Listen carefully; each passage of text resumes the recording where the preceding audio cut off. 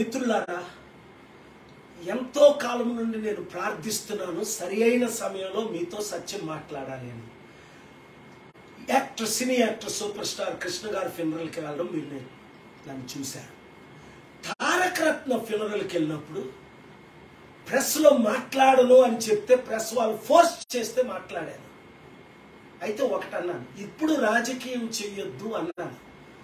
తారక రత్న ఎందుకు చనిపోయారు, ఎక్కడ చనిపోయారు, ఎలా చనిపోయారు, చనిపోయిన తర్వాత ఏమైంది అన్నది సత్యం నేను చెప్పలేదు అనుకోండి, ఆ దేవుడు నన్ను క్షమించమని.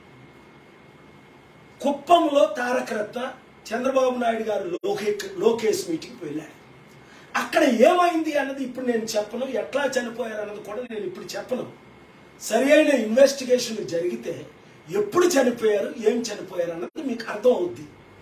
ఆ రోజే చెప్పాను మీకు, చంద్రబాబు నాయుడు గారితో అపవాది పనిచేస్తుంది, మృత్యు ఉంది, సైతాను ఉందని.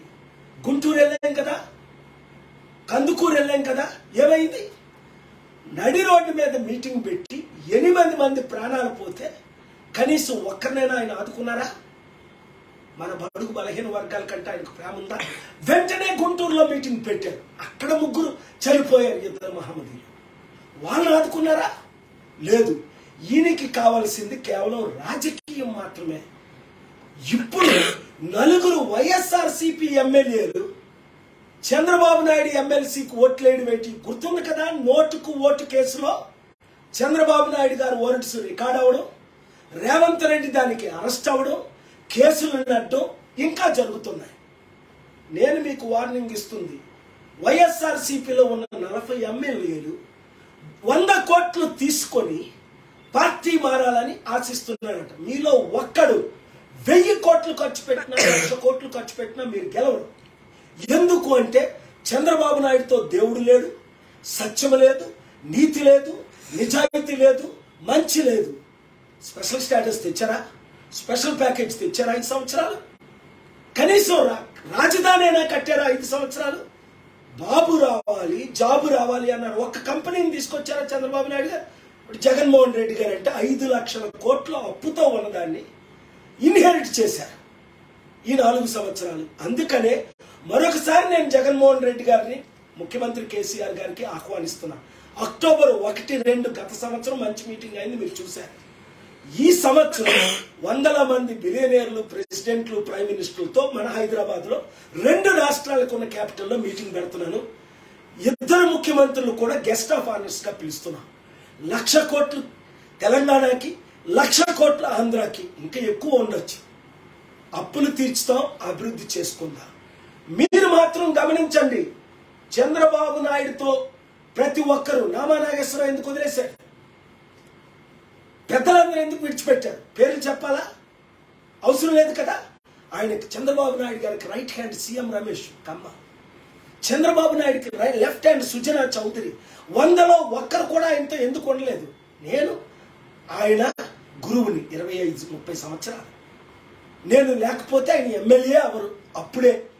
తర్వాత 3 సార్లు, అంతేకాకుండా 2014లో 5 లక్షల ఓట్లతో గెలిచారు. 18 మీటింగ్లు పెట్టి రాత్రి పగలు తిరిగిన నేను ఎందుకు ఇంత కోపంతో సత్యాన్ని బయట చేస్తున్నాను? ఆయనతో మృత్యు ఉంది, ఆయన మరలా ముఖ్యమంత్రి, ఆయన కొడుకు ముఖ్యమంత్రి అవ్వాలని లోకేష్, తర్వాత అమరావతి 3.5 లక్షల కోట్ల ఆస్తి పంచుకోవాలని చాలా మందిని ఆయన మోసం చేస్తున్నారు, ఎమ్మెల్యేలను కొనుగోలు చేస్తున్నారని విన్నాను. సిబిఐ ఇన్వెస్టిగేషన్లో తెలుస్తుంది.